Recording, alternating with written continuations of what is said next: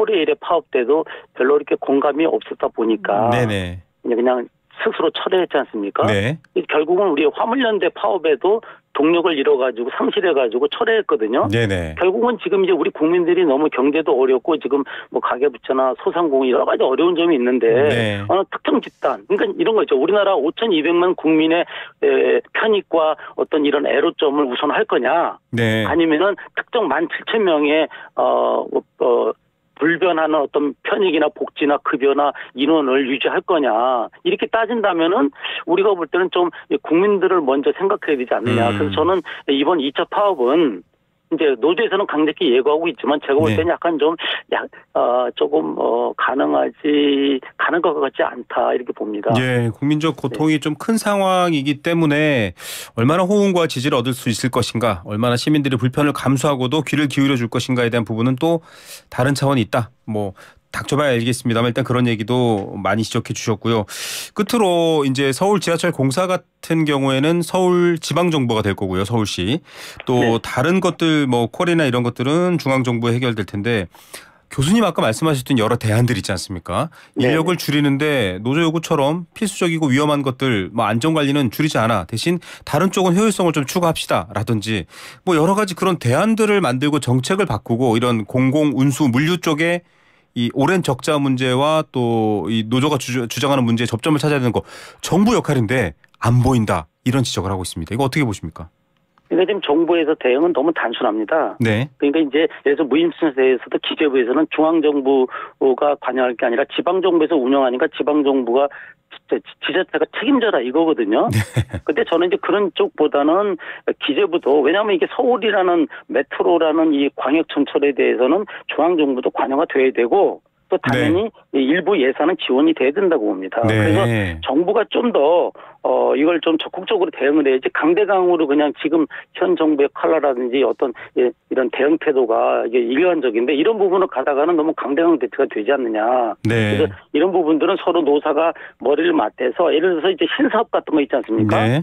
사실상 지금 우리나라에 많은 공기업들이 있는데 이 공기업들이 지금 새로운 먹거리, 신사업을, 미래사업을 지금 강구하려고 굉장히 애를 쓰고 있어요. 그렇죠. 근데 이제 이게 수도권 광역 전체에 있는 약간 이제 지역적인 한계, 권역적인 한계는 있지만 분명히 뭔가 새로운 사업이 있는데 그게 이제 일본 같은 경우가 대표적이거든요. 일본도 87년 4월 달에 민영화를 했거든요. 근데 일본도 철도청 공무원이 한 30만 명 됐었는데 이것을 이제 해체시켜버리고 여객을 6개 회사, 물류를 1개 회사로 이제 쪼개가지고 지금까지 잘 오고 있거든요. 근데 일본 같은 경우 보면은 다양한 사업을 영위합니다.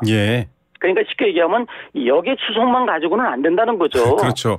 그거는 이제 다른 나라에서 이미 입증이 된 겁니다. 근데 우리나라는 자꾸 지금 여객 운송에 너무 집착해서 여객 운송에 대해서만 자꾸 경영수지 문제를 따지는데 뭔가 좀 새로운 시각으로 다양한 어떤 미래 사업의 먹거리를 좀 강구해야 되지 않느냐. 이 부분이 되게 중요하고 지금 아까 제가 말씀을 못 드렸지만 지금 노조에서도 주장하는 게 4조 2교대 이 근무 형태거든요.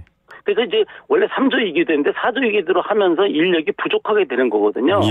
근데 지금 우리나라에서 제가 지난번에 코레일 파업할 때도 제가 나가가지고 YTN에 나가서 얘기했지만은 이 코레일이 4조 2교대 하는 거는 안 맞는 게 뭐냐면 서울교통공사도 우리나라에서 4조 2교대 하는 데가 포스코입니다. 그리고 S5인가 우리나라 최고의 직장. 최고의 연봉을 받는 직장에서 하는 것을 부채가 18조나 되고 이렇게 경영이 어려운 공사에서 굳이 이렇게 워라벨에 진짜 시내 직장에 가까운 이런 식으로 근무 형태를 가져간다는 거는 저는 이건 좀 아니라고 봐요. 그래서 근무 형태도 조금 완화시켜서 일할 때 또 많이 하고 이래야지 그냥 근로자한테는 좋겠죠. 하지만은 이런 모든 경영 부실이나 이런 것들이 결국 국민한테 다 돌아오기 때문에 공기업의 공공성도 중요하지만 이 기업성 효율성. 이 존립, 지방 공기업의 존립에 대한 거기 때문에 존립이 좀 더 우선돼야 된다고 봐요. 그리고 이제 마지막으로 제가 또 한 가지 말씀드리고 싶은 거는 이제 왜 프랑스나 중국 같은 경우에는 완전 무인 자동화 지하철이 이미 다니고 있습니다.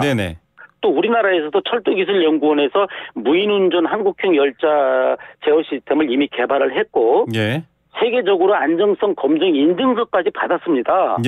그래서 지금 이제 신분당선도 무인 운전을 하고 있고 인천 2호선도 무인 운행하고 있지 않습니까? 네네. 설계가. 근데 지금 우리나라 지금 5호선하고 8호선이 원래 그 무인 운전하게 설계가 돼 있어요, 원래. 네. 근데 안 하고 있는 거거든요. 네. 그래서 어떻게 보면 이제 무조건 무인이 다 좋은 건 아닌데 이제 어떤 이게 폐쇄적인 구간, 우리가 지하철의 특성이 뭐냐면은 폐쇄적인 구간에 궤도 위에서 다니기 때문에 네. 도로에 자율주행 화물차나 자율주행 택시보다 월등히 쉽거든요. 예. 그러니까 도로는 굉장히 이게 궤도가 없지 않습니까? 네. 그래서 안전에 문제가 되지만 이 철도라는 것은 궤도 위에만 다니기 때문에 또 폐쇄 구간만 다니기 때문에 어떻게 보면은 무인 운전 부분이 가장 효과가 있고 좋은 게 아니라 우리나라도 이런 부분들을 단계적으로 좀 적용을 해야 되지 않느냐 생각이 듭니다. 알겠습니다. 저희가 또 혹시라도 2차 파업을 하게 되면 그 부분 관련해서는 또 파업하고 있는 노조 측 얘기도 여러분께 청취자분께 들려드리도록 하겠습니다. 교수님 얘기해 주신 것처럼 일본 사례 사실은 많은 분들이 많이 겪어보셨는데 이건 짧은 질문인데요. JR이 뭐 단지 운송사뿐만 아니라 뭐 정말 판매 뭐 여러 가지 서비스 시급료까지 다양하게 하고 있고 이른바 사철이라고 해서 이제 민간 전철들이 들어와 있지 않습니까? 맞습니다. 다녀보면 좀 비싸요. 한번 이동하면 뭐 하루 전철비로만 한 10,000몇천 원 이렇게 나가는 경우도 있는데 좀 저희 뭐랄까요 소비자의 반발 같은 저항 같은 게 있지는 않을까요? 그 부분은 어떻게 설득해야 될까요? 짧게 한마디 부탁드립니다. 예, 아시겠지만 일본은 신칸센 자체가 천문학적으로 비싸지 않습니까? 비행기 값만큼 비싸죠. 일본에 가서 무인 그 전철도 타봤는데 굉장히 편리한데 일단 요금이 비쌉니다. 그 이유는 이제 일본이라는 나라가 거품이 있고 국민소득이 높은 상태에서 많이 지불하기 때문에 그런데 우리는 아직까지 지금 국민소득이 지금 실질 국민소득이 작기 때문에 막 그런 식으로 운영한다면 운임을 높인다면 당연히 국민들은 힘들어하죠. 그러니까 이제 이런 부분들이 뭔가 국민들이 이걸 전체적으로 부담하면 안 되고 사업 다각화로 그렇죠. 이거를 그러니까 국가 재정에 일부 좀 투입을 하고 국민들도 좀 지금의 우리 요금은 세계적으로 너무 쌉니다. 그렇다면 우리가 최소한 선진국에 편입된 나라라면 OECD 뭐 중간 정도의 교통요금을 지불하는 게 어떻게 보면 합리적이다. 근데 우리는 지나치게 싸다. 알겠습니다. 이런 부분들이 조금 좀 개선해야 되지 않나 생각됩니다. 자, 뭐 여러 가지 현명한 얘기들이 다 모아져서 정말 입장 차이를 극복하고 좀 대안이 마련됐으면 좋겠습니다. 파업 자체만 보지 마시고 이 배경까지 오늘 잘 설명해 주셨네요. 감사합니다. 예, 감사합니다. 배화여대 국제물류무역학과 구교훈 겸임교수였습니다.